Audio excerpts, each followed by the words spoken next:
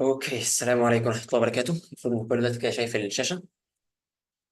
هنبدا دلوقتي بالجزء الاول من السيشن بتاعتنا النهارده، واللي هي الجزء بتاع التاهيل او التجهيز للسيشن الامتحان بتاع ال CSWPA شيت ميتال. اوكي. أم، سريعا كده، يعني ايه مقدمه سريعه عن انا مين، وانا جاي النهارده اتكلم عن الموضوع ده ليه.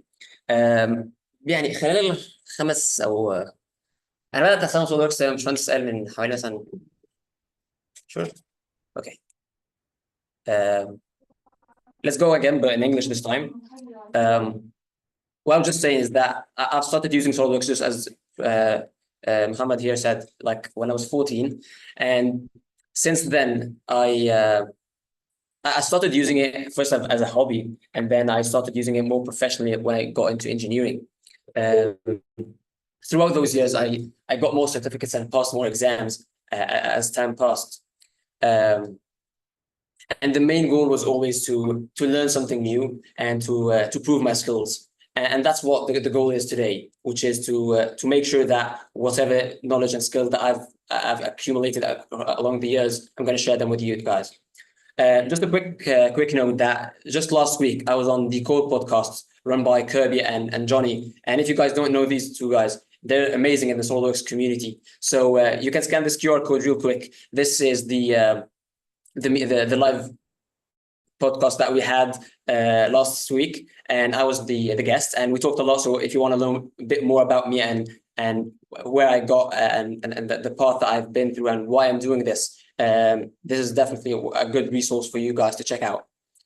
So moving on, what we're going to talk about today is we're going to start with what the CSWPA for sheet metal exam is, who's it for, what does it include, stuff like that. And then the next thing is we're going to start talking about the specifics of the exam, what the exam includes, specific topics and stuff like that. And throughout that, we're going to talk about some tips and tricks for taking the exam. And at the very end, we're going to share some resources for you guys to take into consideration while preparing for the exam. So the first thing, what's the CSWPA for sheet metal? Well, it stands for the title that you get after you pass the exam, which is Certified SolidWorks Professional Advanced in Sheet Metal. And you notice that it tells you the level that you're certified at, which is the professional advanced level, and also the topic that you're certified in, which is sheet metal. And this exam specifically is for sheet metal users who want to showcase their skills in sheet metal design, specifically inside of SolidWorks.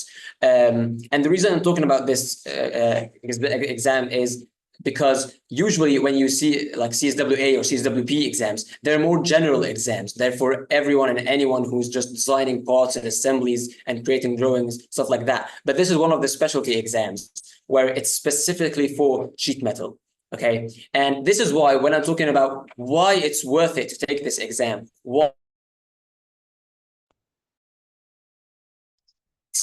because, well, first of all, it's an easy way to demonstrate your skills that are related to this exam's topic. When we're talking about sheet metal, we're not just talking about sheet metal tools inside of SolidWorks, how to create an edge flange, how to create a miter flange, stuff like that, but also the industry-specific knowledge behind that. Do you know what the K factor is? Do you know how that affects your model and how it can be manufactured based on that? Do you know all of these intricacies that are taken into consideration before even attempting to create your model on SolidWorks and then manufacture it?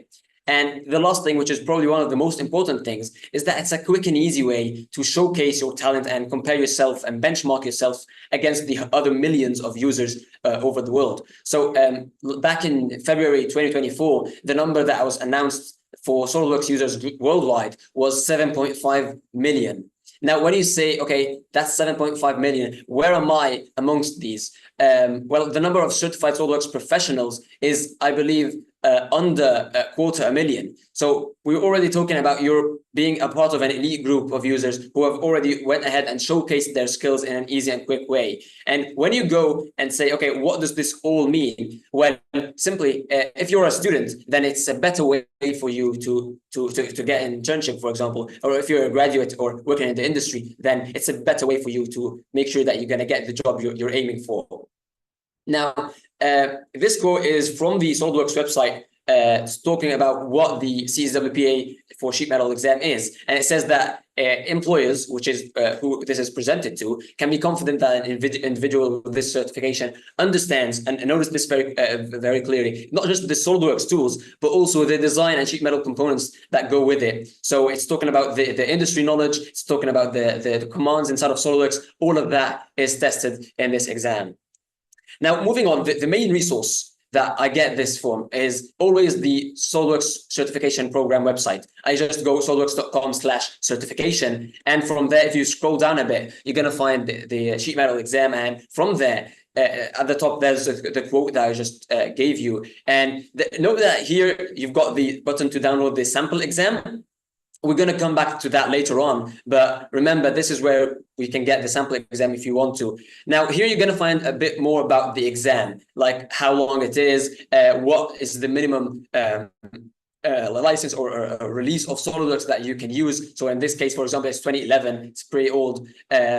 And so on. And if you scroll a bit down, you're going to find even more details about the exam, like what are the specific commands and topics that the exam is going to cover. And I really like this list because it lists everything that you should know, like a checklist for you to make sure that you're well prepared for the exam. So you just go through these. And if there's one of these that you haven't used before, or you have no idea what it is, then you're not ready yet for the exam. Just make sure you learn what it is, you understand it more, and have hands-on experience using it inside of SolidWorks, and then you can go ahead and prepare more for the exam. But by the way, that's just not all of it. We scroll down a bit and find even more.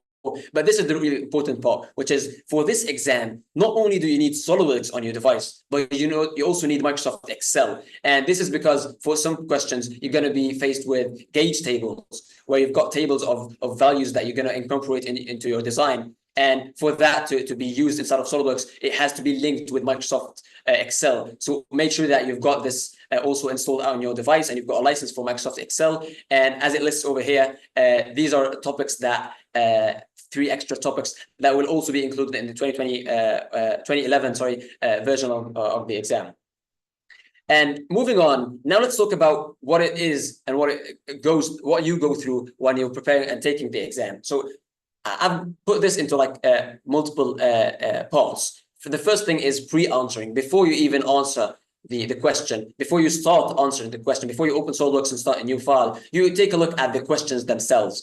And this is like the interface or the UI of the Tangex Tester Pro software that you're going to take the exam on. And you're going to notice multiple things. So first of all, on the very bottom, you've got the time bar, which tells you how much time you've got left. Make sure you check that out because you don't want to run out of time. You've got the next question and previous question buttons highlighted down there. And this is really cool because before even answering the first question, you can like scroll through all of the questions and see what it tells you to do later on. So maybe, for example, on the first question, you're going to create a part. But on the second question, it's going to ask you to change something or add something or modify something. So knowing what will be changed later on before you even create the model in the first place will give you a better understanding of the design intent that the exam requires from your design. And knowing that is going to make it way easier for you to design the part and know which features and commands to use.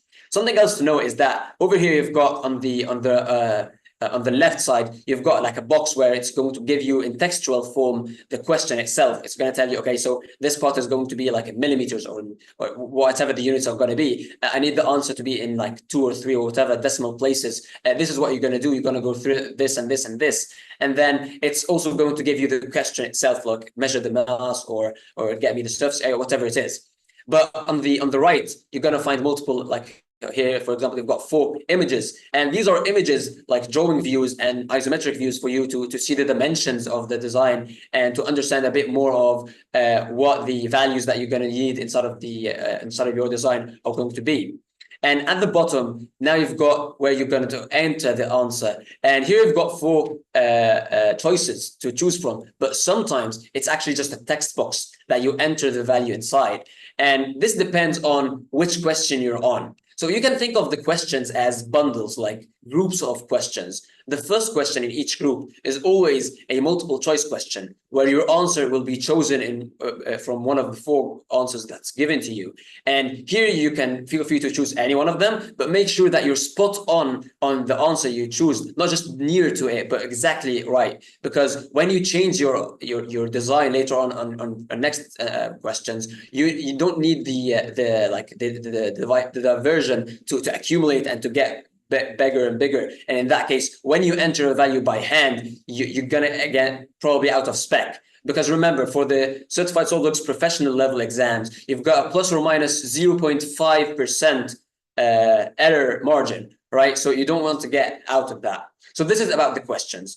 The next step is, as I said, to set the units. So the units will be presented to you in the question textual form. And the easiest way to do that, if you don't already have templates set with specific units, is to go to the bottom right corner from the status bar. And from there, you can quickly and easily choose the units. And it's advisable to do this at the very beginning because you don't want to start using certain values and then change the unit only to realize that SolidWorks converts the value and doesn't just change it. So for example, if you choose like 1 inch and then later on you change it from inches to centimeters, it's not going to be 1 centimeter. It's going to change 1 inch and make it like 2.54 centimeters and so on. So you don't want to have that.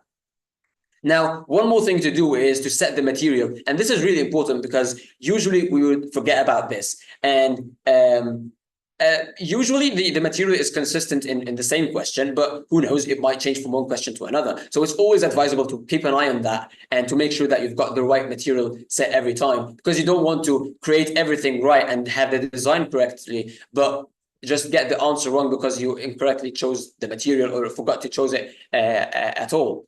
Okay. And the last thing when it comes to preparing your design is to set the variables. Now, some of the questions will give you the dimensions presented to you on the drawing view. So it's going to tell you, okay, this is going to be like 100 millimeters. This diameter is going to be like 5 millimeters. This radius is going to be 1 millimeter and so on. But sometimes it's going to tell you in terms of variables. It's going to tell you, okay, this length is going to be A or X or Y and so on. And those variables will be given to you in terms of values in the textual part of the exam. In the question itself, it's going to tell you, okay, A is like 100, the B is 200, C is like A plus B or whatever. And those variables will change from one question to another. So it's really important to take that into consideration and to start by just opening the global variables dialog box and entering all of the global variables and write all of the equations so that you can easily rebuild and edit the model in just like a couple of seconds, instead of going one by one into every sketch or every place you use those variables and changing them manually. Okay, so now we finished the preparation part. Now let's talk about the topics that the exam cover. And we're going to start about talking about these 5. So you've got here the sheet metal modeling and then modification, where you're presented with a part to create and then modify it. And then you're going to convert a pre-designed part into sheet metal tools. And then you're going to talk about parameter modification, where you're going to change some parameters of the sheet metal design that you already have. And then the next part is to use forming tools and incorporate them into your designs. And at the very end, we're going to talk about how to prove to the exam that you've actually answered all the questions correctly. Okay, so starting with the first part, which is the sheet metal modeling. And the first part in any model is to start from a sketch, right? And when you create a sketch, make sure that your sketches are fully defined. And what fully defined means is that every part, every point, every sketch entity in your sketch is 100% defined to SolidWorks. SolidWorks knows its position, its orientation, if it has a value or a direction or something like that, it knows all of that. And the opposite is underdefined. And the easiest way to know that is also from the status bar in the bottom right corner. You can see it tells you, okay, sketch 2, while you're editing it, it tells you that it's actually underdefined. The other way is through the graphics area, where you see the sketch entities highlighted as blue instead of black. Black is for fully defined and blue is for underdefined. The other way is while you're in the sketch, when you look at the left-hand side of your SolidWorks interface over here on PowerPoint, I've got it on the right, but in the feature tree, you're going to see these two brackets, and between them, there's a minus sign. That means, or that indicates that it's also underdefined. If it's fully defined, like sketch 1, that means there is no icon before it. But if it's underdefined, that gives you the minus sign. And that tells you that there's some sort of details or information, whether it's like a relation or a dimension that you forgot to add, and therefore your design is still not fully defined, still not fully complete. Okay, so as Tutor Toby always says, you've got to fully define every time, and that's not just because to convey the design intent of the question, but also to make sure that every single part of the design that's given to you or presented to you in the question, you've also taken that and put it inside of SolidWorks. One trick I used to do sometimes is to actually count how many dimensions are presented to me in the drawing view and count how many ones I added myself in the SolidWorks software, and then just compare the numbers to make sure that I've got everything right. Okay. Obviously, that might not be the case for everyone, because sometimes you would design it with a different design intent from the question, which is not advisable, by the way. But even if that happened, just make sure that you've got fully defined sketches so that it's predictable when you edit it later on and don't face issues. Now, the next part is features. And here I want you to sit back, relax, and take your time to think, okay, what am I going to choose? Because pretty much most of the designs, specifically with sheet metal designs, you can create the model in different ways, maybe like 5 different ways. Okay, so your choice of which feature to use after that, and how to build up along the process is really important. And this all comes down, once again, I'm going to say it, to the design intent. Okay, so when you have the design intent correct, in that case, you're making sure that you actually know how it's going to change when you change like this parameter or this variable, or for example, when you remove this or suppress this feature, what's going to happen? What expectations do you have? So this is really important. And once again, there is no right and wrong here. Multiple ways can be used to create the same model, but it all comes down to what do you want from this model to do, and how will you change it later on? Okay. Okay, so the next thing to take into consideration as well is it manufacturable? Is it like a real part? Because, for example, I can create this part in front of you on screen and it looks cool and everything. Let's say this is like a picture for something, whatever. And it looks cool, but is this really manufacturable? Maybe, maybe not. When I flatten it, when I've got all of these intersections here and there, so I understand that this part might be designed to look right, but it's not really actually something that you can create in real life in one piece. So this is also something else to take into consideration. Is your design correct? And does it just look right, or is it really right in that sense? Okay. And one more thing here is that, yeah, this is a timed exam, but you still have to take your time and think, okay, what things should I do to make this right? So I'm talking here about in the flattened state, these two designs are the exact same thing. The one on the left and the one on the right, they look exactly the same. But when I put them in the folded state, well, for one of them, the one on the right, you actually do still see that slotted cut. But for the one on the left, you don't see that. And this is because when you add any features after the flatten feature in the design tree, that won't be presented to you or won't be shown to you when you unflatten your part, when you fold it back up. So in that case, what you should do is you should go ahead and use the fold and unfold features, for example, to fold that bend on the left, for example, add that cut, and then unfold it back again. And that way, all of the features are above the flatten command. And in that case, when you flatten your sheet metal part, it's going to flatten perfectly, and all of your cuts, you're going to still have those in your design. So this is something else to take into consideration. Usually, because if you're like doing this speedily and fastly and stuff, you just like flatten everything. It looks cool. Okay, I want to add a cut over here. Let's go ahead and add a cut and extrude cut it. Well, it looks right now, but the moment you unfold it, well, now it's not looking good at all. Okay, so one more thing to take into consideration is the origin of measurement and the bend positions when you're creating your flanges, because these things are usually overlooked, because when you're designing something for yourself, maybe you've got like a loose tolerance or something, but here in the exam, you've got to be specific because we're engineers at the end of the day. So this, for example, is an image I got from the online documentation of SolidWorks, which shows you the effect of changing these values. maybe not big to you from one value to another, but when you see like from the bend outside to the bend from virtual chalk, for example, that's a massive difference. And if you're dealing with like tight tolerances or something, just changing from one to the other can be a big thing. So this is also something else to take into consideration. It will be presented to you in the question. Make sure that everything is going to be there. So don't just assume things or just do what you think would be right. Make sure that you check what the question asks you to do, and then do that and use that in your feature manager or property manager when you're adding your features. Now, the next thing I'm going to talk about is the modification part. Well, here, modifications are usually one of two ways. You're either adding or removing features. So, for example, you're adding flanges here, you're adding like chamfers, you're easing out some edges, you're maybe like changing some corner parts or something. Maybe like you need some reliefs here or there, stuff like that. Or maybe you're adding like some holes for mounting and stuff like that. This is all going to be considered adding or removing features. On the other hand, you can have the model stay the exact same shape, but all you're doing is just changing the overall parameters of its length and width and height. So in that case, you remember the global variables that you used to create the model in the first place? Well, now is the time to use them, where all the question is going to ask you to do is just change A from 100 to 125. Change B from 200 to 180, and so on. And all you have to do is just go ahead and change those, hit rebuild, and see what modifications will happen. And if you've created your design correctly, and you've got the design intent added in the right way, and you made sure that all of your sketches are fully defined and so on, in that case, it should be a matter of literally seconds to do these modifications. On the other hand, if you didn't do all of that, well, you might change the global variables only to end up with some errors or some troubleshooting steps that you need to go through, and that takes a lot of time on the exam.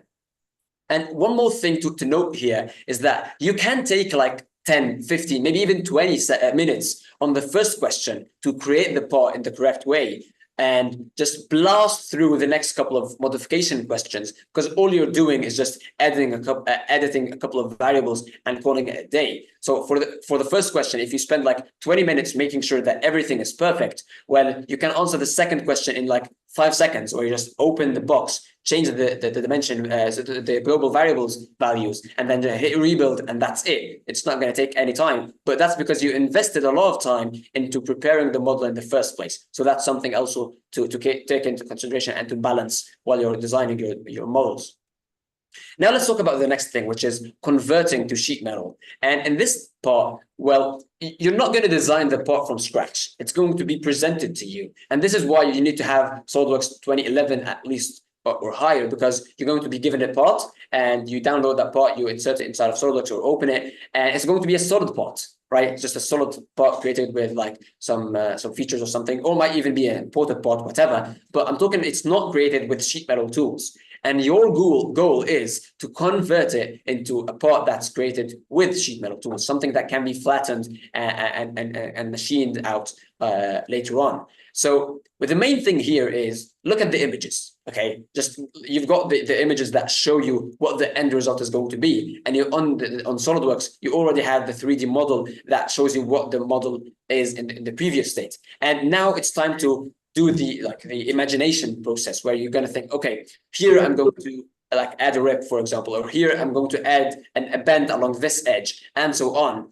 And take into consideration that the sheet metal part, the thickness is really important while you're creating it. So look at this. These are both the exact same box that's given to me, but maybe I want the box to be like an enclosure that includes this solid body inside of it, as in the example on the right. Or maybe I want that box to show me the overall bounding box dimensions for the design as the one on the left. So that's also something to take into consideration. The steps and the bending lines and all of that, it's the same. But the only thing that changed is the thickness, for example. So you don't also want to miss something like that as well.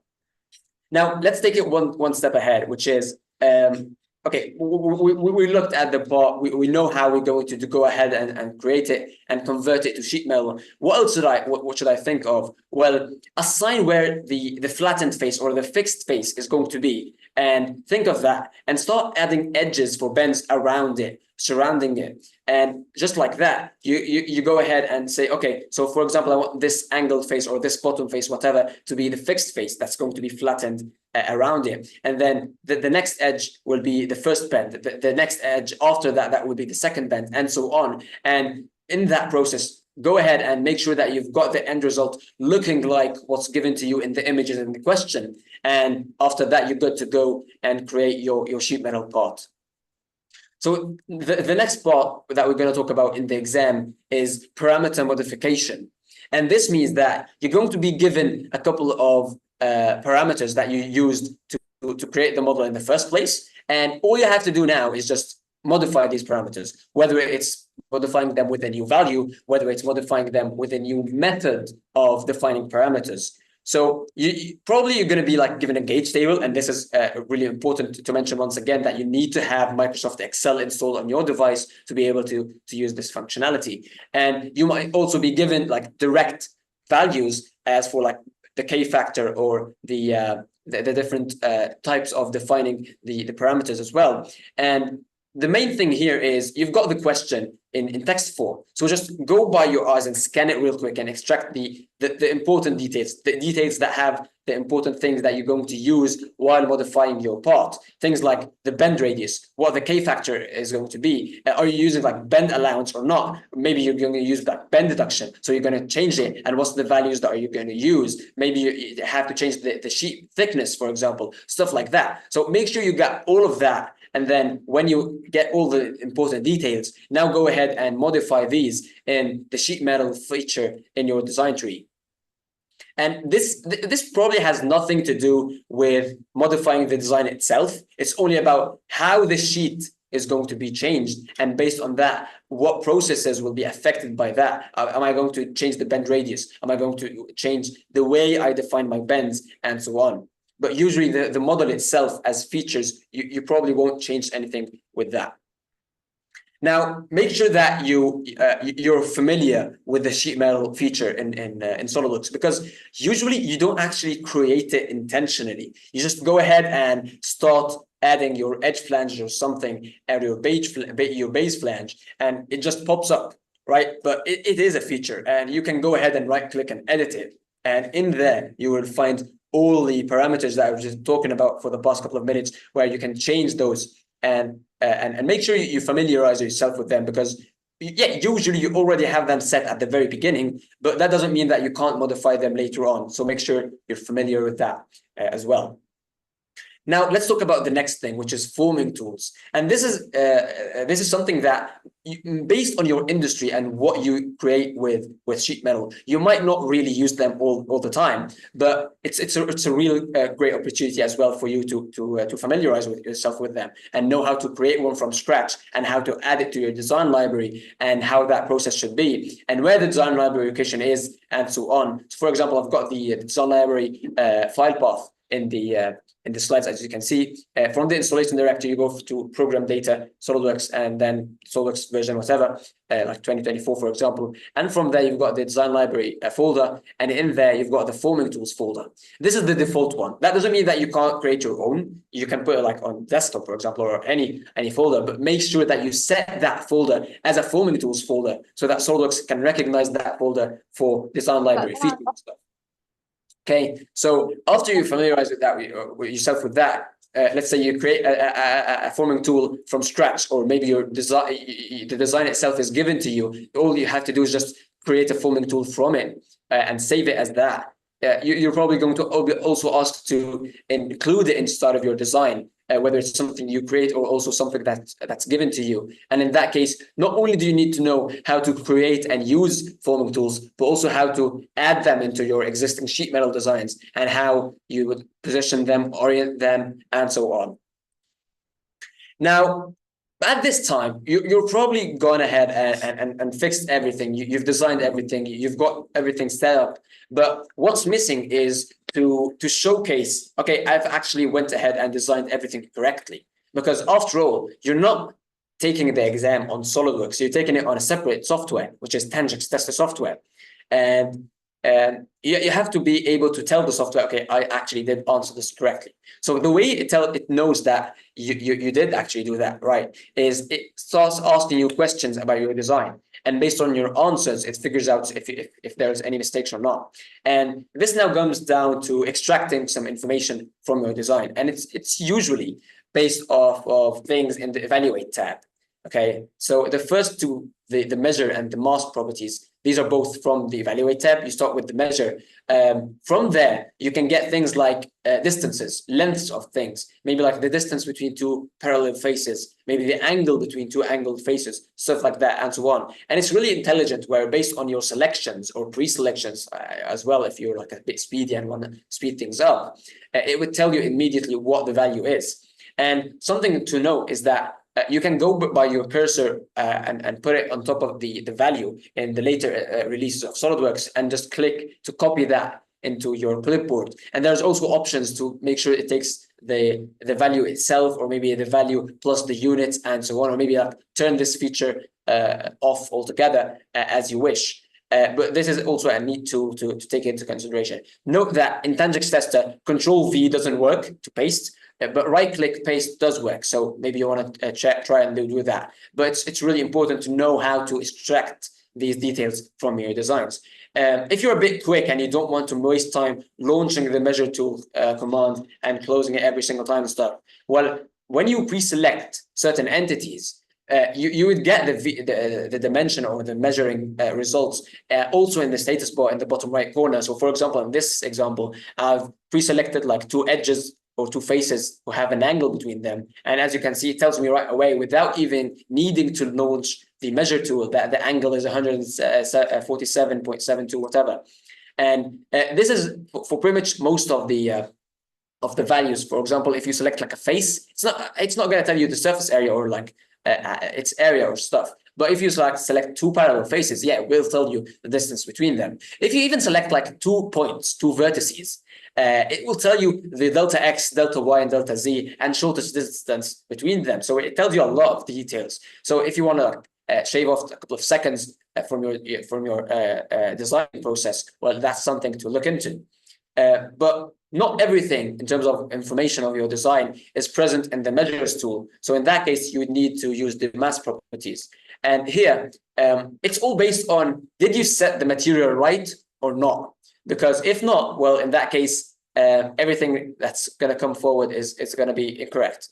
Because remember, you've got the volume, you've got the density, and you've got the mass. And there's an equation that relates all three of them together. The density is specified by the material that you set. The volume is specified by the design parameters and the dimensions that you use while creating the model. But the last thing is the mass, which software will calculate for you. It's going to be based off of the value of the volume and the density. So if your design is correct, and in that case, the volume is correct, and if your mass that you chose, the material that you chose is also correct, which gives you the correct density, in that case, just dividing that by that or multiplying that by that will get you the mass as shown over here. And make sure that you also have the right units for this, and you also have the right number of decimal places, which can also be changed from the options over here. And based on that, you can now make sure that you've got pretty much most of the information that the exam will ask you about. Now, there's one more thing, which is specific for sheet metal designs and sheet metal exams, which is the bounding box. So when it comes to the bounding box, this is something that you would use when knowing how big of a sheet that you're going to need while designing and stuff to take it to the manufacturing stage. And if you right click, not on the cut list folder, but on the cut list entity. So for example, you've got like sheet 1 in the cut list folder, just right click properties from there. And it's going to give you all of these details pre-populated. SolidWorks gets all of these for you. Okay, you things like how many bends does it have, what material you use, what the mass is, if you added a description or not, what the bend radius is, and so on. But at the very top, you're going to see the bounding box length, width, and sheet metal thickness, the bounding box area, and so on. So these are all things that you need to know, because let's say, for example, the question tells you, okay, what's the length of the bounding box, or what's the area of the bounding box? You don't need to go ahead and start like a new sketch and measure everything yourself. You already have all of that pre-populated for you inside of SolidWorks. Okay, so as I said, once again, not right-click in the cut list folder, but the sheets inside of it. That's where it's going to present you with these properties. Now, these are just some like reminders to take into consideration and to remember before, while you're taking the exam, and throughout the whole exam.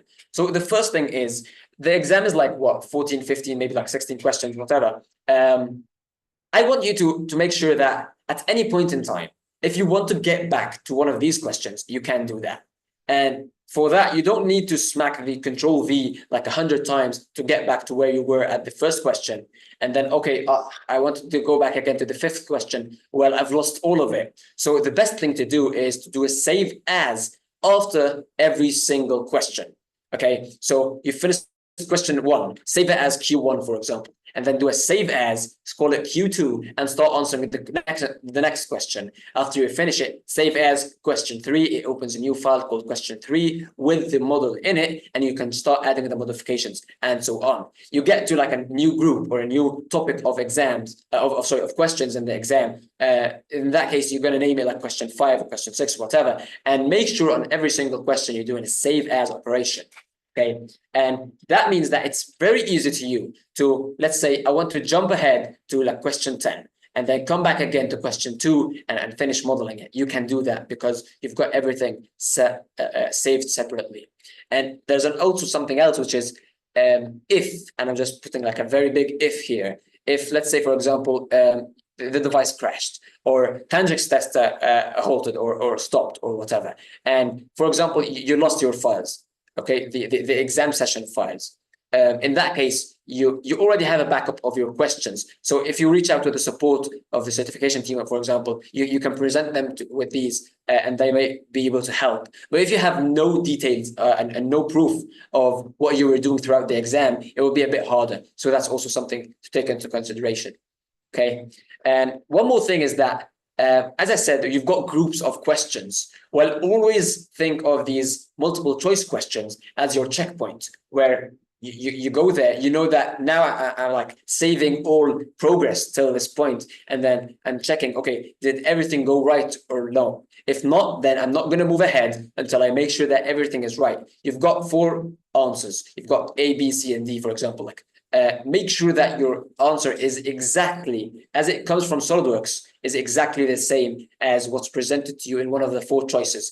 Don't say, okay, my answer is like 100.25 and the answer is inside of the nearest answer inside of Tanjix tester is like 100.29. It's pretty much it, so I'm going to choose it. Well, yeah, it is pretty much it. But on the next question, when you start doing some changes, when you start like this, and you start building up changing, you're diverging from the value. And remember, you've got plus or minus 0.5%. That's 0.5% of error margin to deal with. So that's not very big, right? So make sure that when it comes to the multiple choice questions, your answer is spot on one of the 4 presented choices that you have.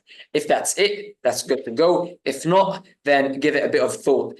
Check that everything is correct and so on. If you're stuck, it's really fine to just skip this group altogether, jump to the next group and come back to it later on. And remember to come back to it because you don't want to be the guy that, okay, I'm going to get back to question 2 later on and you finish the exam and hit save and submit your answers and forget to get back to question 2, right? So that's something to note as well. Now, this next one it's a bit general, but usually experienced users fall into this trap a lot, which is assuming something and following it based on their experience or what they think the exam wants or what they think the design intent is or should be, as I should say. But that's not the case. Here, you're given something, you're the designer, and you're told to design it as it is. So what you should do is not assume anything. Just stick to what's given to you and go from there. Because usually what you assume is something that wasn't presented to you in the question, and therefore it's not part of the exam. It's just something that you added, and it's probably going to be wrong. Okay, so the questions, these were verified multiple times to make sure that they include everything. So if you come ahead and assume something for yourself, it's probably going to make you make some mistakes along the line.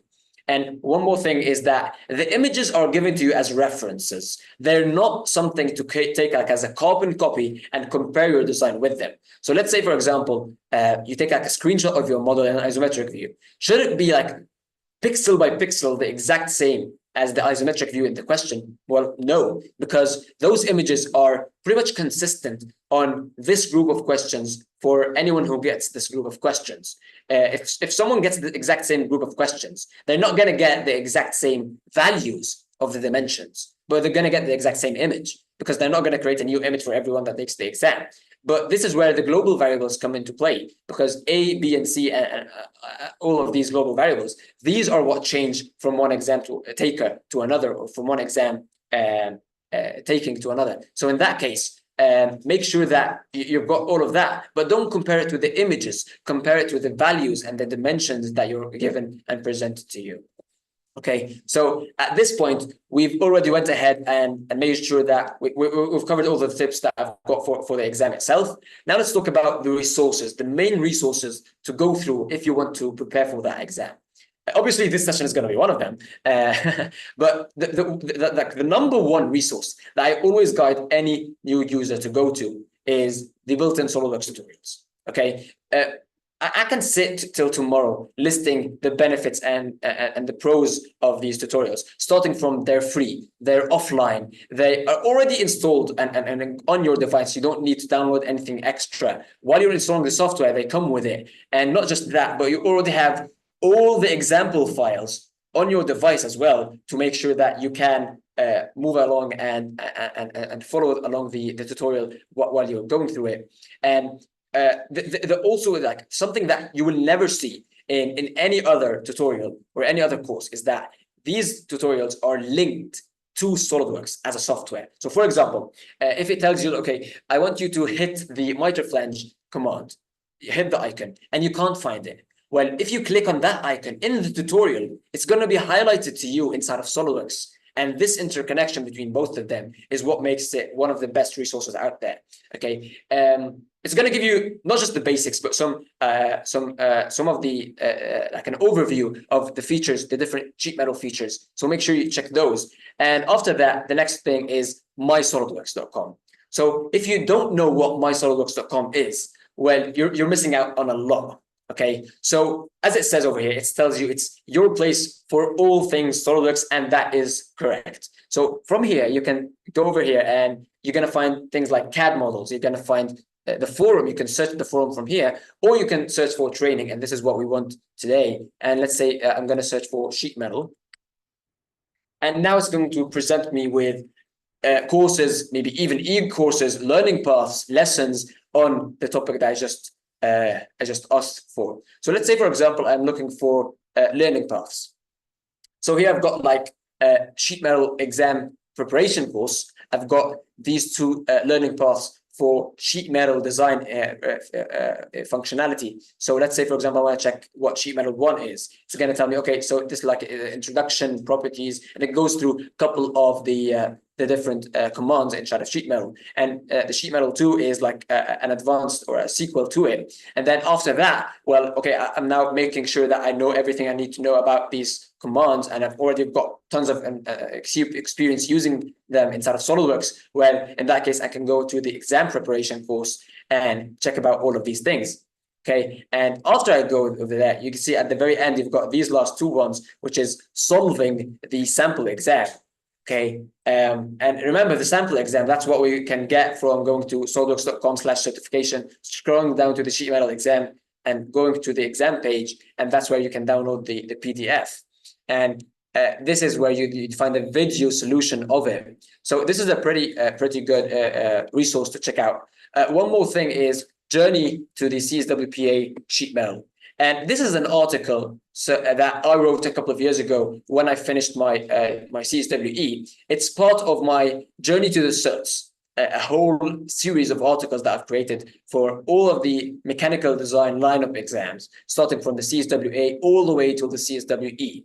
And here you've got like a textual form that tells you, okay, this is what the exam covers. And here you've got like tips and tricks along the way. And this is the next thing. And here's some more tips and tricks and so on. And the best thing is every one of them ends with resources as well. And then you've got like some general tips and tricks. For example, here I'm telling you to save all the tip we mentioned earlier. If you want like to speed up your design process and set like custom keyboard shortcuts or mouse gestures, here's the link to know how and so on. So I'm presenting you in textual form if that's something that you prefer, or like a something that you need to return to later on and save it for later. This is a really good resource for that, and I'm going to make sure to put it in the chat as well. So based on that, these are some of the main resources. And the last thing is the sample exam. Now, we're going to take like a deep dive into the sample exam later on. But what I want to do right now is just to tell you, okay, this is what the sample exam includes. Okay, so when you download the PDF, okay, it tells you, okay, this is the sheet metal PDF for the sample exam. It's got multiple things. It starts with like general information about the sheet metal exam. What it includes, like here's once again the list of commands or topics that it covers, how many questions in it, how many points do you need to take to pass, the exam length, for example, this is like an hour and a half, how to like start the exam, like download Tanjix Tester from this website, do this and this and this and so on, creating your account and logging in, and then you come over here to Tanjix Tester, you select the exam that you want to take, hit start the exam and take it. If you don't have it, it's going to show up as no credit. And in that case, you can click on it and it's going to take you to the website where you can purchase the exam. Now, if you scroll a bit down again, this is telling you, okay, what happens when you click on that button to start the exam. It tells you to choose the language, just like a confirmation, are you sure you want to start the exam? The confidentiality agreement, this end user agreement, make sure that you read all of it, write it like 2 times or something. No, for real. Go through all of this and make sure that you understand it very well, because you don't want to come into violation of these later on. By mistake. And then it tells you, okay, now you're ready to start the exam, and you take it. And then it starts with the sample questions. As you can see, it goes on and on and on. And then at the very end, which is the super cool thing, is it gives you the answers to all of this. But it's not over yet, because if you scroll even down, you get the FAQs. So here you get, okay, a bit more answers and questions about what this exam is, but things like, okay, what's the privacy policy on taking and retaking it? What should I do? Let's say, for example, after I start the exam, can I pause it or not? If the internet connection failed, what should I do? If like the computer crashes, what should I do? And so on. So make sure you go through these and familiarize yourself with them, because maybe that's a question that you have. So make sure you read it before taking the real exam. We're now at like halfway point in today's session, so we're going to take a quick break for half an hour, for 30 minutes, and then we're going to come back again with Top Blackshirt to give us even more in-depth tips and tricks from an industry leader in sheet metal design. Okay, so just like that, as I said, we're going to take a 30-minute break. The last thing I just want to say before I go is, if you have any questions for me, feel free to scan this QR code. It's going to take you to LinkedIn to ask me any questions. And with that, we're going to start our 30-minute counter right now.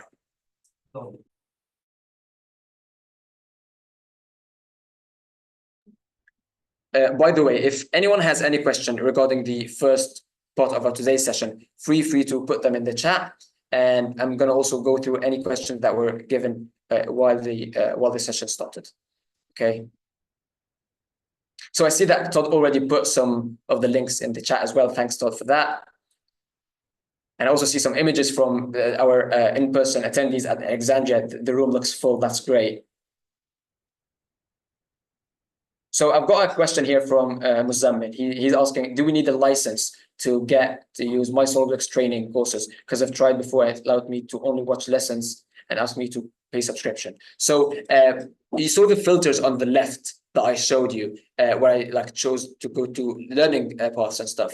Well, there's also another filter for guest professional, or standard, I believe was the third one. These are the 3 tiers for you. And there's a hidden tier, which is student, which also gives you standard account privileges. So this is based on what you have. If you're a guest, that entitles you to some of the content on the platform. And this content is available for free for anyone, as long as you just have an account as a guest. The next one, it needs an active SolidWorks subscription. So if you've got a license of SolidWorks and you've got an active subscription, you can go and you've got My SolidWorks standard with it for free. And in that case, you're also entitled to the next tier of free learning paths and courses. And then you get to the next tier, which is My SolidWorks Professional. This is a separate thing that you subscribe to on its own. I think it's like a $500 per year, something like that, which entitles you to e-courses, which are like fully fledged courses about one specific thing inside of SolidWorks, let's say sheet metal or motion analysis, stuff like that. So these are the 3 tiers. So depending on your account, if you go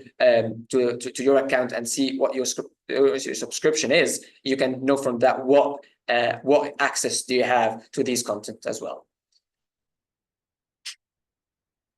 So I don't see any other questions right now in the chat, but as I said, if you've got any questions later on, you can always just send them to me on LinkedIn or put them in the chat right now, and we're gonna get back to them after the break.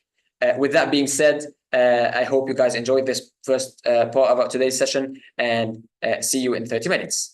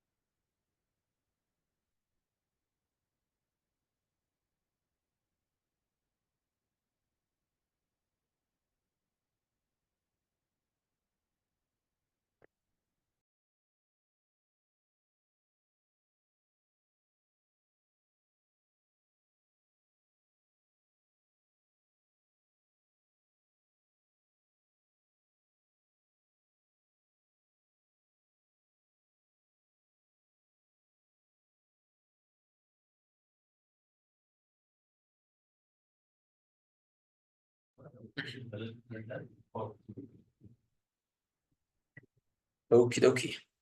So now, guys, let's start with the second part of today's session. And now we've got Todd Blackshear. So, Todd, are you there? I am here, and let me share my screen. Yeah, sure. Go ahead. All right. Throw this over here and make sure that you are seeing my SOLIDWORKS screen, correct? Perfect. All right. I was just going to show this because I thought you might like this. Yeah.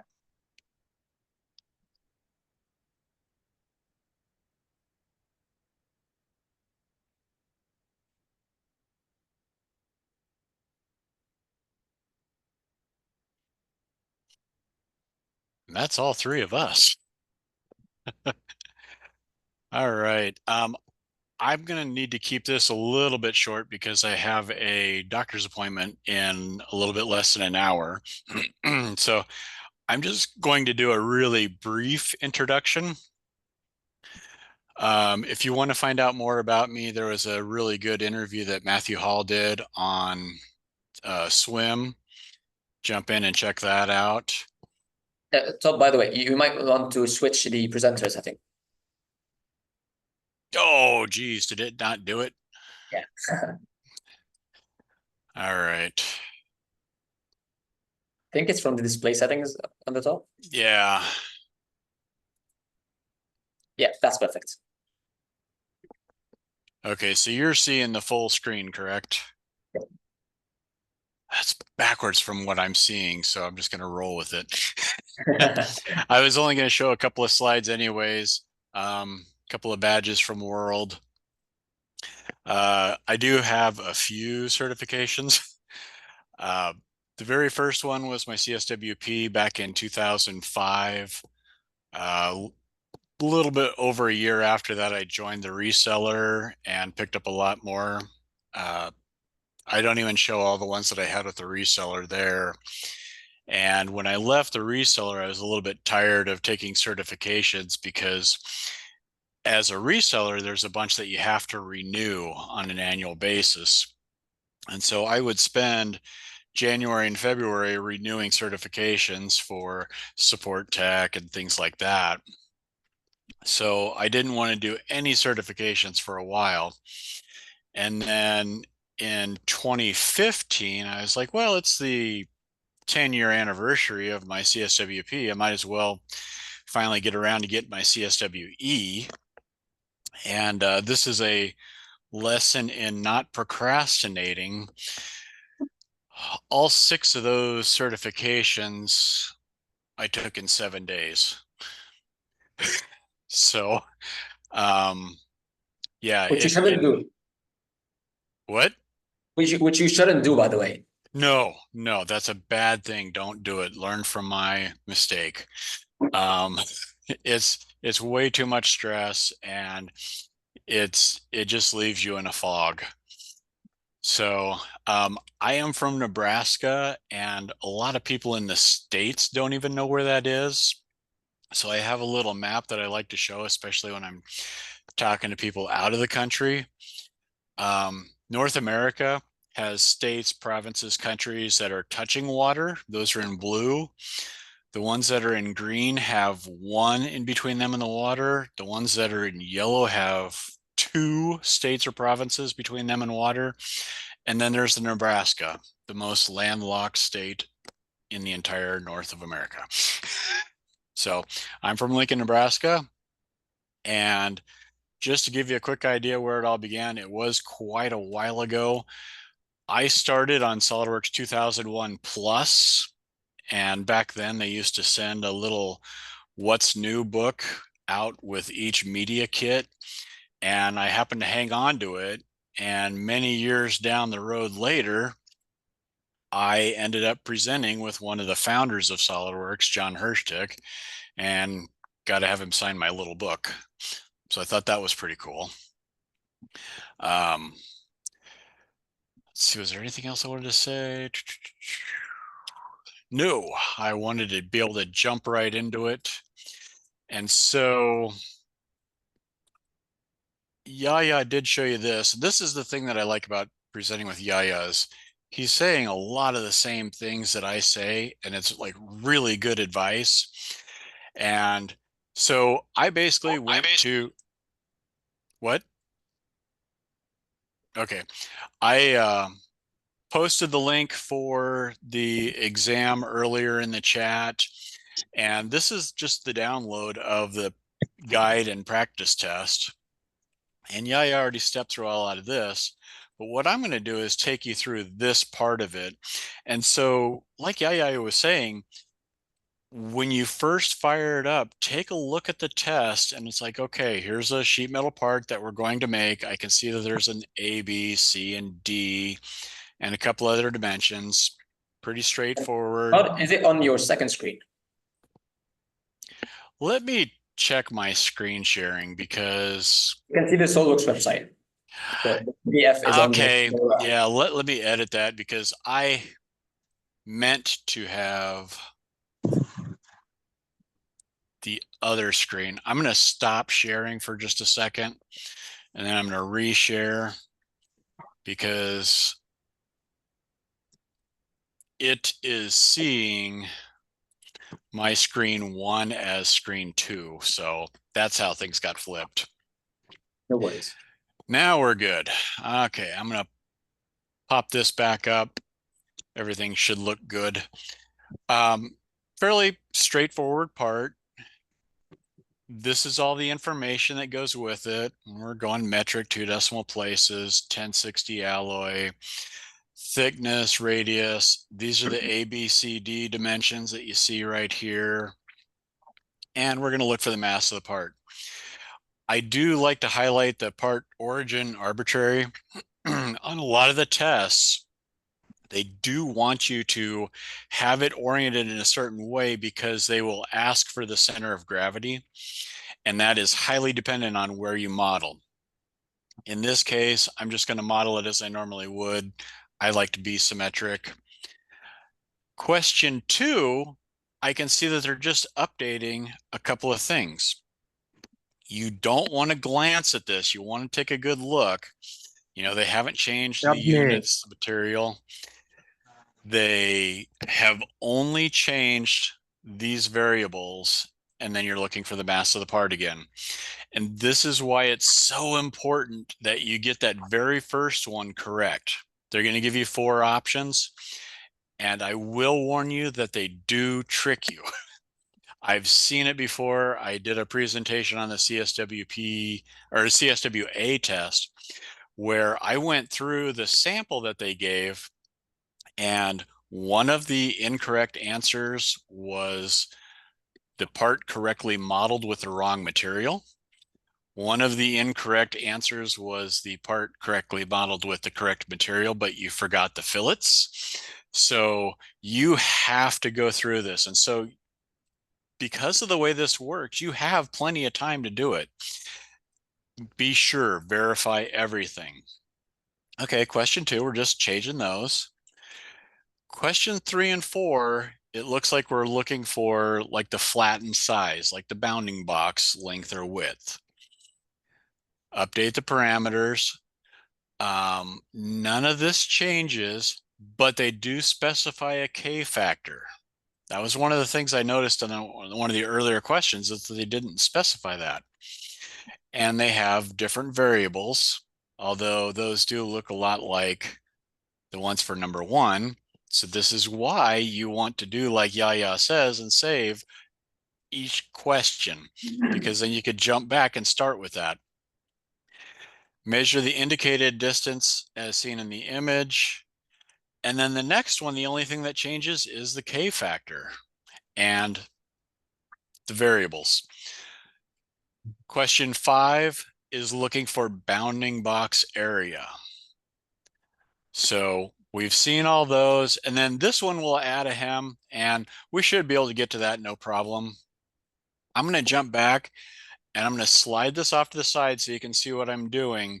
This is why you really want to set up 2 monitors, because if you're trying to toggle in between two of these things, it's just going to be really cumbersome. So I'm going to have that on one screen and I'm going to start my part. It's helpful if you have a metric template set up. If you don't, it's not a big deal. But if you are about speed, I highly recommend that. And you'll notice that a lot of these use similar materials. So like this one is 1060 alloy.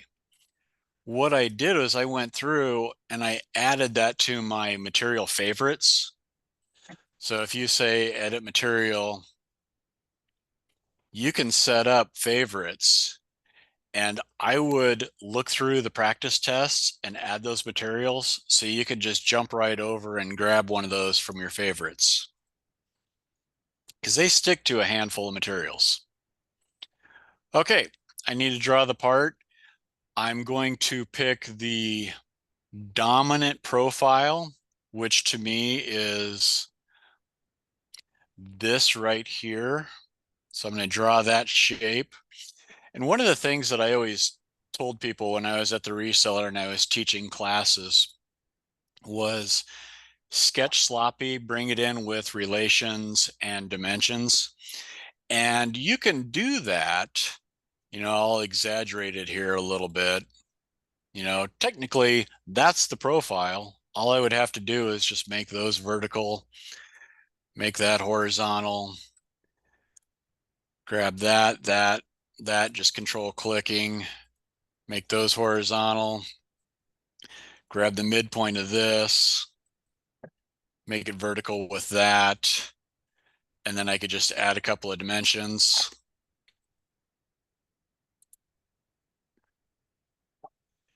And I'd have it fully defined. I'm going to show you how I would recommend doing it because you're going to want to be more about speed. And so in this case, I use the S key shortcut a lot because it's extremely handy to have the tools that you need. I also use gestures. Because I do a mix of the two, I've added my S key shortcut to my gestures.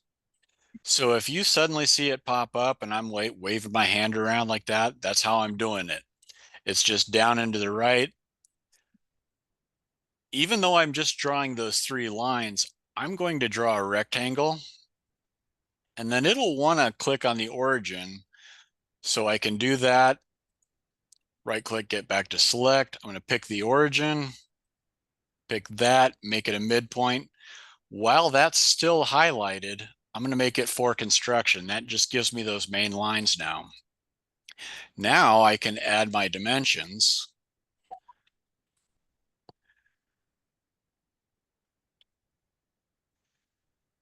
And that's all I need. Now, one of the things that I do with my S key and my gestures is I know when I come out of a sketch, I'm going to do an extrude, I'm going to do a cut, I'm going to do a sheet metal, or I'm going to do a sketch bend. So I have those at the ready and I can just hit it. The other thing I like to point out is paying attention to your mouse, your pointer, where it's at, and the right click menu. So from right here, this is personal preference. I'm going to do a mid plane just because I prefer to see, prefer to have everything centered and symmetrical. So I'm going to do that. Now, since these were A, B, C, and D, I want to start setting up my global variables. And I can do that right here. Just say equals A, and then you'll see the little pop-up for create global variable. And then I can put in the value of 180. While I'm in here, this is my sheet metal tools. I'm going to double check, and I'm just going to bring this back over here because I need to have an inner bend radius of 1, and I need to have a sheet metal thickness of 1.2, and that is my A variable right there. So I'm staying on track. Say okay. Well, I want to add variables to those other ones too. So B is this width right here. I can just say equals B, hit the global variable. It's already set at the right number. That's good. Do the same thing for this one. Equals C, global variable.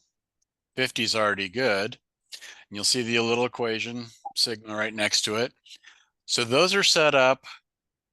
If I hit manage equations, I can see A, B, and C. I'm off to a good start. That's where I'm going to have time savings on my next questions. So this is solid. I'm off to a good start. I'm going to pull this back and take a look at it. Let's go ahead and do these edge flanges right here. And those are D, so that'll make that easy. So I'm just going to hit my edge flange. And while I'm up here, I've always described the ribbon up top a lot like a tool chest.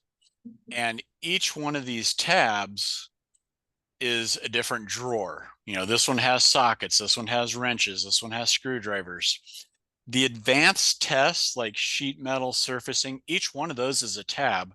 So before you take that test, know the tools in that drawer. You know, if you know what's in this tab, you should be ready for the exam. So I'm going to do in the edge flange, and I'm just going to grab one of the edges here. And this is another one where I'm saying to stay focused on the cursor or the pointer. I get the orange highlight, but I also see the vertical line next to my pointer. That's just telling me that it's going to select that line or edge. For my length, I know that this is going to be D. So I'll set up my global variable. And that magic number on this one is 15. So I'll key that in. And now all I have to do is select the other edges and let SOLIDWORKS take care of the rest. Couple things here while I'm in this. If you remember, there's all this information up here. We've already checked all of this, but there was a trim side bends note on if applicable. That's right here, over here under flange position. We want to make sure that that's checked. So we're just taking care of business as we go along. I still need to pick the other side. So I'm going to bring it over here and grab that edge, and that edge. That's all good. Say okay to confirm. The next thing I want to do is bring in the holes that they show here. Bunch of 4mm diameter holes. And this is one of those parts where they could trick you. I know that B is 100 because I just did it. This is 50, it's half of that. I could make a midpoint, but don't. They gave you this number for a reason. This is one where they could be super tricky, and if they did a center of gravity, this would throw it off. Dimension it as it's dimensioned on their print. Yaya said it, I'm saying it, believe us. That is what you need to do. So I'm going to bring that back over. The way I'm going to do these holes, I'm just going to sketch them on my right plane. And I'm going to do it pretty quick and dirty. I'm going to drop one here, might line those up. Then I'll window the whole thing, make them all equal. And then one of my favorite little tricks for making everything match up is to just use construction geometry. I know the edge distance on all of these is the same, and I'm paying really close attention to my pointer. Right there, it's saying that it's a horizontal line and it's going to be coincident with that edge. So I know that all of those are good. Window those two lines, I make them collinear. While these are selected, I'm going to control click this top one and make all three of them equal. And now I can come in and start dimensioning. So this was 4. This distance here, I believe, is 10. This distance from this edge to this, I'm just going to grab the line because that's a whole lot easier. 9. And then this is that 50 that I was talking about. Even though I could have gone to the midpoint, I'm going to make it 50. They're all black. They're all fully defined. I'm going to do my cut for my shortcut. And while I'm out here, I'm just going to right click and say through all both. If I don't move my mouse, the little heads up next to my cursor, a right click will confirm that. So I didn't need to move my mouse very much at all. It was right click through all both, right click confirm. I've got all the holes in place. Now I need to draw this hole right here. So I'm just going to sketch on this face. I'll do a rectangle. That dimension is 20. This dimension is 40. Edge to outside edge. This is something that I'm going to come back in here and check here in just a second. Edge to outside edge is 30. I'm going to throw in the chamfer really quick. These are not equal distances, so I'm going to say 2.5 and 5. Big thing to remember with this that catches me all the time is do the short side, then the long. Short side, then the long. I have a habit of going around in a circle, so I don't quite get that. But if I just go short, long, because that matches this, I get all my chamfers in. That looks good. I can do another cut. This is where I link to thickness. I'm going to switch it back to blind. This is part of sheet metal, being able to link to thickness. So no matter if I change this to 10 gauge, 12, even 1/4 inch, it's always going to match the thickness of the sheet metal. So now for a sanity check, I want to see if my overall length of A matches what I have here, 180. So I'm just going to do a quick grab that side and grab that side, and it shows 180. The reason I wanted to check this so bad is on this edge flange, there are options for how that appears. This tucks it inside, that kicks it out a little bit more. If I had set it like that, now my overall length is 184.4 instead of what it's supposed to be. So you need to pay very close attention to those details. It has to be inside the edge of that. There are a lot of ways that they try to trip you up, and that's just one of the many. So with this, I'm just going to see how I'm doing. Here is my mass. I know for a fact that that is wrong. Now the fun is, why is it wrong? So we're going to do a little bit of troubleshooting here. I know that that's 40. The width of this is 20. It's 30 over. It's 30 over. That hole seems to be correct. What about this width? I'm going to measure from here to here. and that measures 102.4. This is the easiest mistake there is to make. When you create that very initial flange, a lot of times when you make it, it's at a view like this. I like to turn it and look at the end because this was going outside of it. We need that 100 to be the outside measurement. So I need to reverse the direction, bring that inside.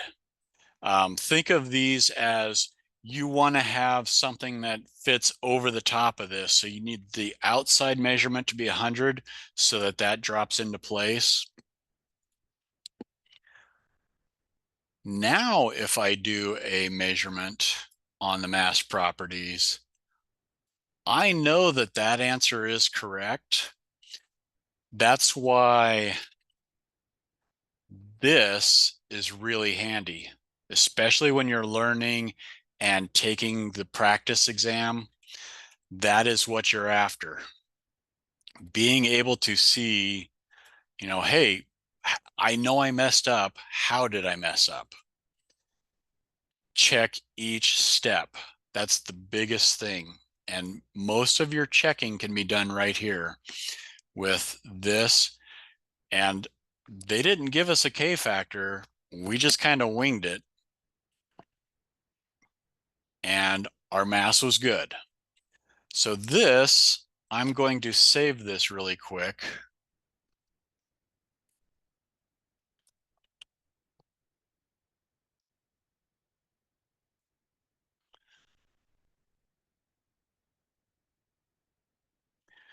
And I'm going to put it in this folder here. I've got a folder on my desktop. I'm just going to call this Q1. And while I'm here, I'm going to do a really quick save as and call it Q2 because I'm going to use this for the second question. So let's take a look at that second question.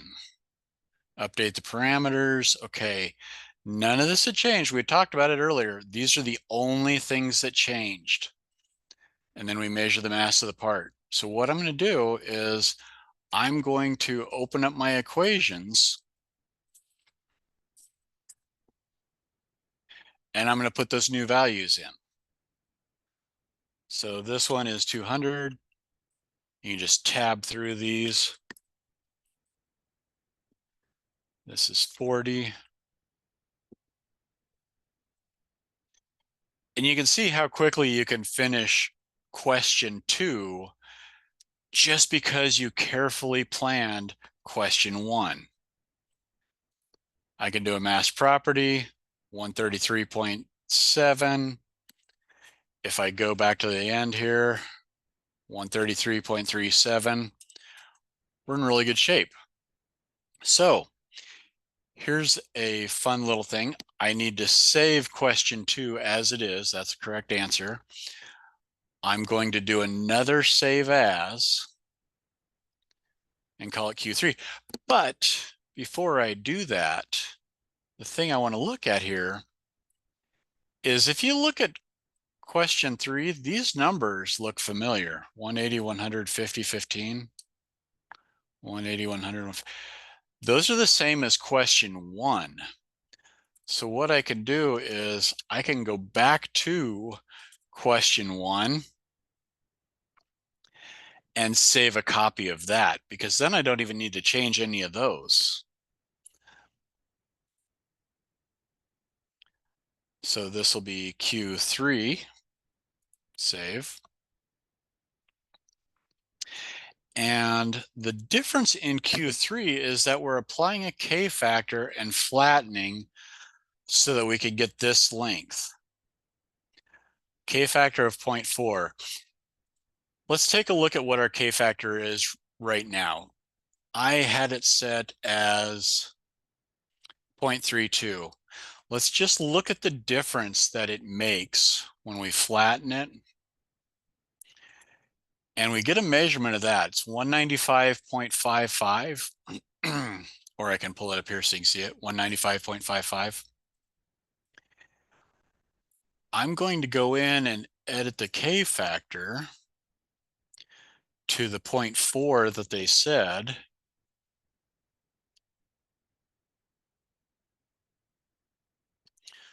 Rebuild my part, flatten it. And now 195.85. Let's jump back here. 195.85. You can see how just that little difference in the K factor throws the answer off completely.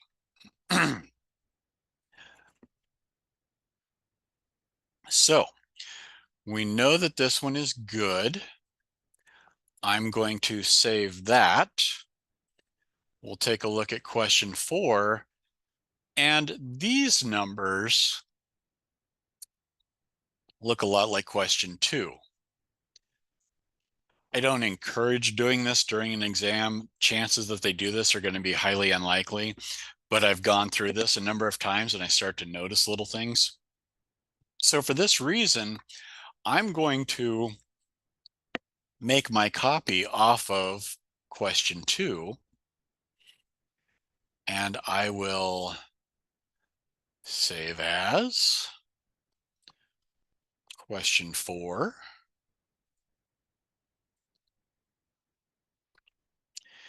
And question 4 had me applying a K factor of 0.32 and flattening. So if we come into our sheet metal, I was already at 0.32 just by dumb luck. So let's flatten it and see what that number is. It is 185.55. Yep, that's what we were after. So we know that question 4 is good. We're going to save it. Take a look at our test. Using the same parameters given in question 4, measure the bounding box area of the part. This one is really easy because I can save it as question 5, even though it's the same thing. But just to be consistent, the bounding box area, if you remember, Yaya said just right click properties and it will break all of this out for you. Bounding box area, 42,963.25.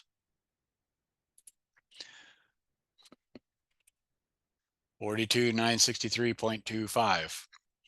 While I'm in here, just for grins, there's bounding box area and bounding box area blank. This is a way that they could feasibly trick you. So if I flatten this part, the bounding box area is the area of those dashed lines, the outside. The bounding box area blank is basically the area of this. So just keep your eye out. You'll notice the difference in the two numbers, and that's what it is. All right, I'm going to save question 5, and we'll take a look at question 6. It looks like a very similar part, but they've added some hems in here. So they said, using the parameters given in question 4, which tells me that I'm going to open up question 4. And if you're not familiar with that, I just keep hitting the R key that brings up the recent documents. That is the quickest way to go through the things that you've recently worked on. It's one of my favorite shortcuts. So I'm going to save this as question 6. And then I'm going to pull this up again. Okay. metric, all of these are the same. There is a new number here, the hem gap distance. That's going to be the gap between the line of the hem and the part. Remove the round holes, create two symmetrical hems, bent to the inside, and get the mass. Okay, so these are my holes right here. I'm just going to delete that. I'm also going to delete absorb because I don't need that sketch anymore. And then I'm just going to grab the hem tool, grab this edge that needs to be hemmed, and this is where you want to pay attention because this needs to go to the inside of the part. So we're going to flip it. This is the hem gap that they talked about. And on the drawing, they're showing 10 millimeters and then a gap of 2 on each side. So in order to get that gap, I'm going to treat this just like an edge flange. And when you're creating edge flanges, you can always edit the flange sketch. You can do the same with a hem. It looks like it's fully defined, but the end points are always loose. So you can grab those and drag them. And what I do to make this a little bit easier for me is I will just grab a construction line and go from the end to that and the end to that. That way I can take that and that, make them equal, add a dimension to it,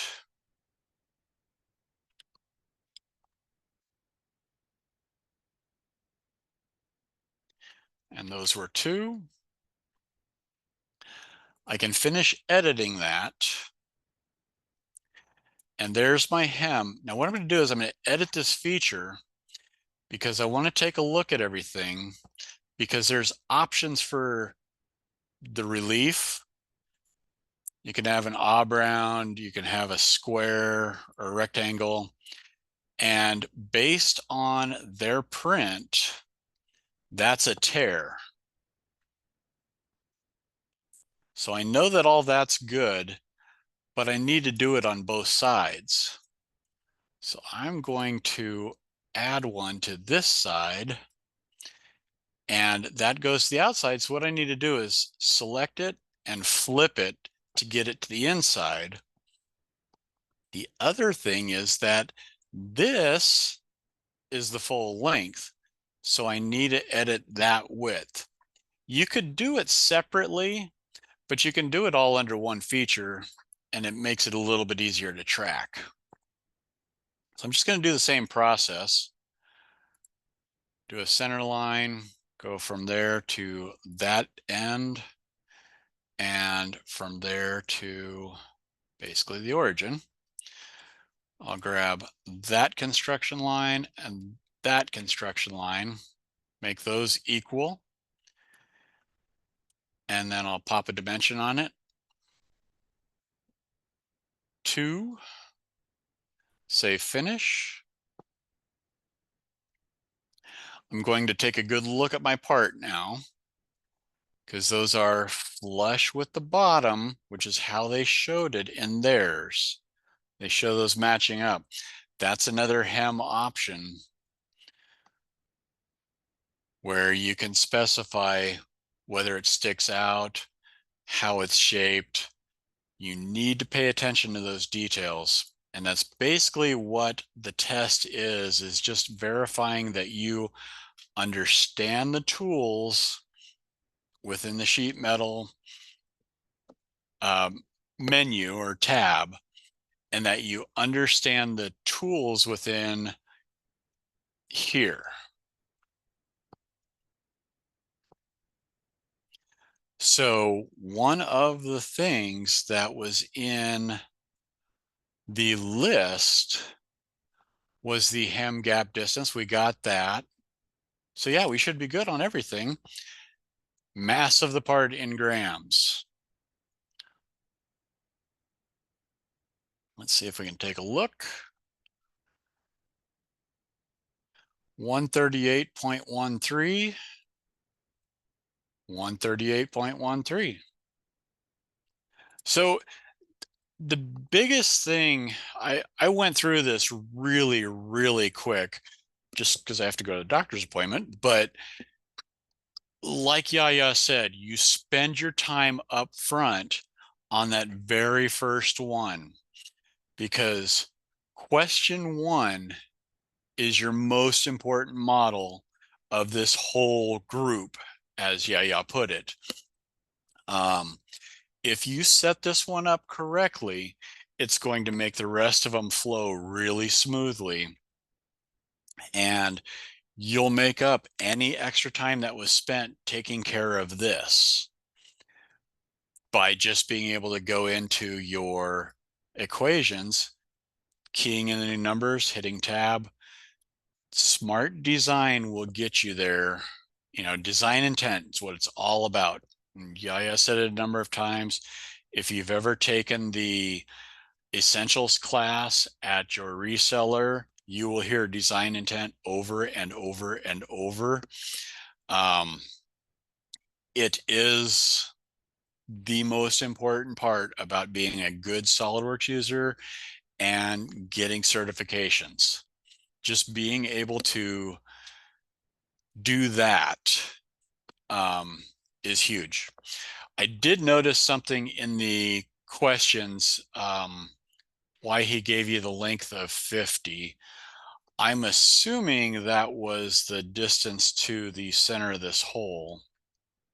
And that, like I said, I was just pulling it straight out of the test because that was how it was drawn. You need to fight the urge to do it the way that you think is best. Because I immediately, when I see this, oh yeah, when I saw this and it's 100, I immediately put this to the center point, to the midpoint. That would have messed me up in the next one where the width was different. That part needs to be shifted and not centered. So the best way to go into it is to look at ways that they could trick you. And if you build this entirely based on their dimensions, they can't trick you. Make sure that your overall length is the outside. This overall size is the outside. All of these dimensions are as seen, and you're going to be all set.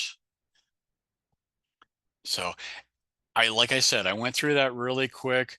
Does anybody have any questions? I know that this is going to get put up on YouTube. Afterwards, they're saving the recording. They're going to post it so you can go Why back. why Go you ahead. use mid plane in Q1? Oh, that was personal preference because they said that the part origin was arbitrary. And I normally make my parts symmetric about the planes just because it makes them easier for me to mate up. So that is my personal preference. I didn't have to do that. The part would have been just fine if I would have just done it blind.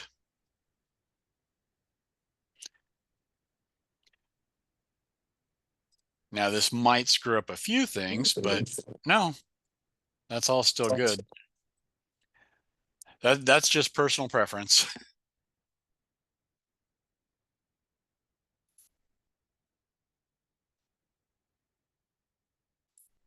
The important part is that you have the dimensions and the way that you build it.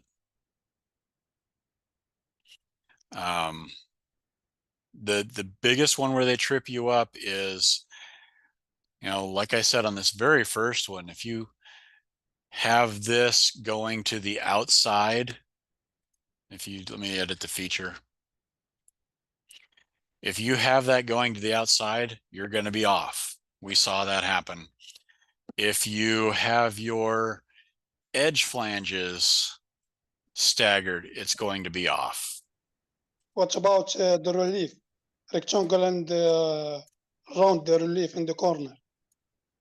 It will This right change here, the result. Yes. if they don't ask for a specific relief, don't add one. Because this one was trim side bends, which takes care of that. And that's why they put that in here, trim side bends on. But definitely don't add any sort of relief if they don't call for it.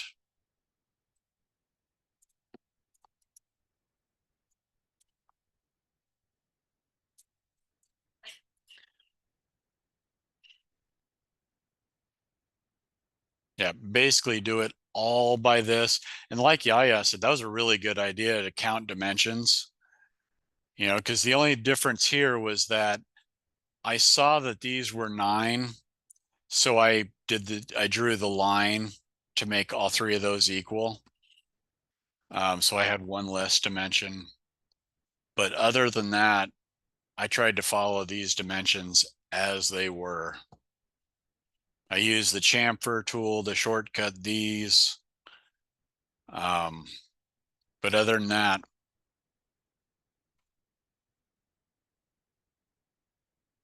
the sheet of design, the best place to get this is just through that link, and I will put that in the chat.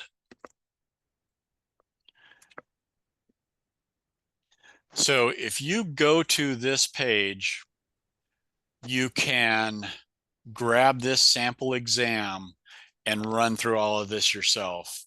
And you can start to find out all the different ways that you can make it just a little bit wrong. About the 3 holes. When you assumed the construction line equal to 9. Yes.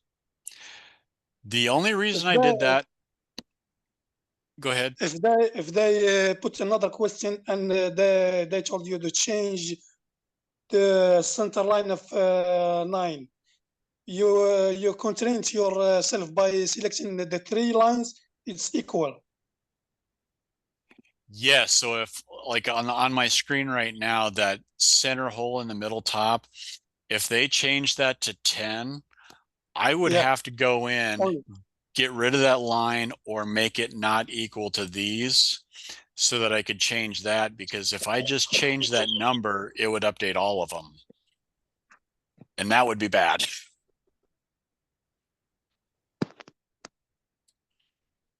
So yeah, that was kind of a shortcut on my part, but that could come back to haunt me. You would be better off dimensioning these separate. These we know are lined up, but yeah, if they changed this one, the way I did it would also update. So you got to pay attention to the numbers.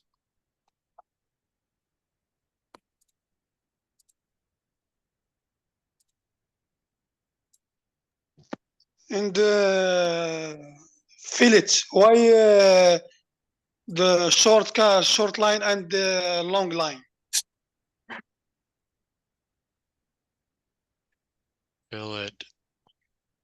Oh, these? Yeah. Yes. Okay, so what I did on those, you could draw these individually, or I did it as a fillet or I did it as a chamfer, I should say. So I used, there's a sketch fillet and a sketch chamfer. Since those were different lengths, I changed the equal distance, and one side was 2.5, one side was 5. So when I was saying short side, long side, I was referring to these 2 numbers. So this one is going to be the first side you pick. This is going to be the second side you pick. I mentioned that because I have a really bad habit of working my way around And if I did that, watch what happens if I pick this side first and then this side. It shifts it the other way because the 250 is the first item selected, and then the 5 is the second. Okay. Yeah. Oh, I find new ways to screw up all the time.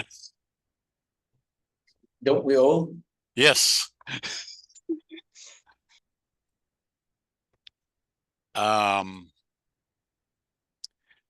There was a question about length half of B, which if I went into my equations, I could say C is equal to half of B.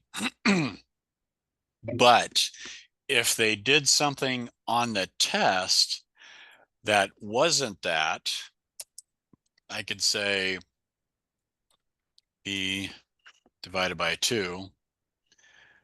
And that's going to calculate out the same. But if they make B 120 and C 40, that will mess me up. So, like Yaya said, don't try to guess anything. Just put the numbers as they have them. So, I hate to cut it short, but I really need to run out the door and get to the doctor for my appointment. I hope I was able to answer your questions, and I hope you guys learned something.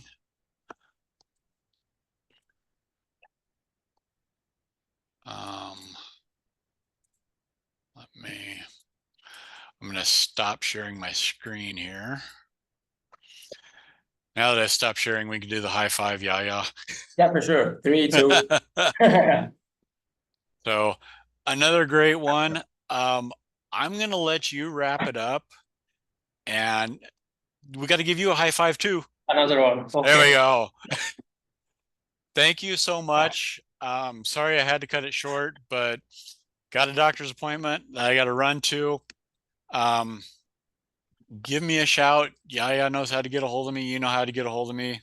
If you have any questions, just let me know. And I will catch you all later. All right. All right. I would like to thank you for accepting this invitation and to be here with us today. I hope to make it one more time. For sure, we'll be contacting with you. And Yes. I hope you will be very well, inshallah, after visiting your doctor. Yes. Thank you. I will see you all later. Have a great weekend. You soon. You. Bye Okay. bye. Bye. Okay, so that was the main part of our meeting today. I would like to thank you all for attending. I would like to thank Todd and Yahya for joining us today. I hope you like it. I hope you learn a lot of things from what being said.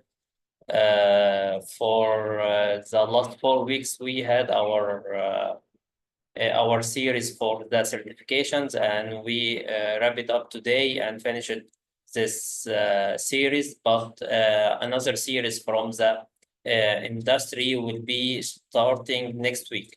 So starting by next week will be different type of sessions, a different type of meetings and presentations, and even the presenters. Stay tuned for what will come next, and we'll be announcing it by Monday, inshallah. So if anyone have a question, you can ask us now regarding the vouchers for the CSWP sheet metal exam. You can stay tuned. Maybe next week we'll announce for vouchers for the sheet metal exam. But today we will not be giving free vouchers, but we may arrange it for next week. So thank you all again for attending, and thank you Yahya and Mazen for this picture you just shared with us from Alexandria. So شكرا، ونشوفكم إن شاء الله الأسبوع اللي جاي. السلام عليكم. Bye. سلام يا باشمهندس. مع السلامه.